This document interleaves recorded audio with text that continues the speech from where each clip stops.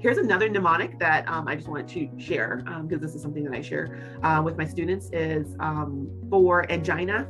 So precipitating factors are, there's 4 E's when you want to think about 4 E's, and that is exertion, physical activity, and exercise. Eating, emotional distress, and extreme temperatures are something to think about.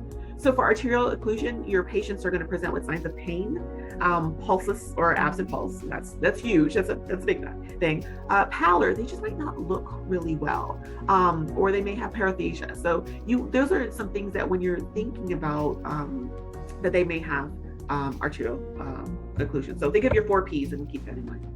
So when we talk about cardiac output, so now we'll kind of transition into arrhythmias a little bit. I'm going to put up a poll, and I just want you guys to complete the poll. So for cardiac output, there are certain arrhythmias that if lasting longer than 8 minutes, it can kill you. So there are lethal arrhythmias that I want you to think about. So what arrhythmias actually interfere with cardiac output? So those are the things that truly affect the cardiac output and how blood is getting pumped out to the body in order to perfuse the priority organs. So those are 3 things that you want to think about and keep in mind, and know that when you see that, that is definitely a priority and an emergent situation that needs to be addressed. So test strategies. So when we're looking at test question types and so on, there's different questions. So in your studying journey, you'll understand that there's different questions. There's your multiple choice question. That is your general everyday question that you'll often see. You have your fill in the blank. So they will give you a sentence, and then you will be asked to fill in the blank based on a certain topic. Your multiple response. So your multiple response or your SATA or select all apply is one and the same. For that. And then also ordering. So they may give you a scenario for a patient, or may give you a chart or something like that, chart to review for the patient. And then they'll tell you what order of priority. This is your prioritization and possibly delegation questions that you'll generally get. What order of priority is it for the patient? As well as for yourself, you may get a question of if you have 4 patients and you have one person that is having oxygen issues, one person that may not have a pulse, and one person that needs some water. Kind of what order is of priority would you attend to these patients as a nurse?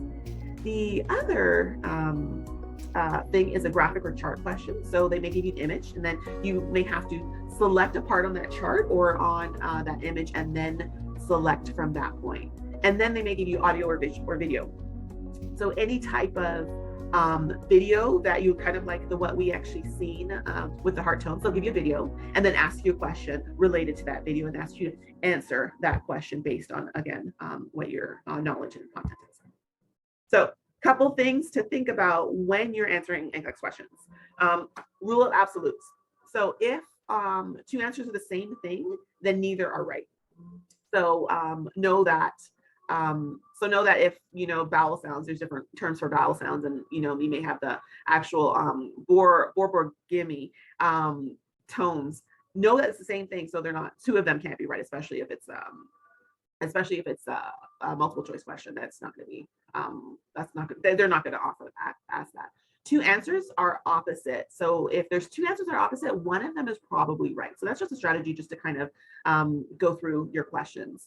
So questions, and then so there's an umbrella strategy. So think about if you see a question that the answer covers all of the others without saying it does, then that's usually the right answer. So think about that. So for example, so when you transfer a patient from the bed to a chair, and you one of the answers may be, so when you transfer a patient from the bed to a chair, one of the answers are, what do you do? Do you bring the chair to the bed as close as possible?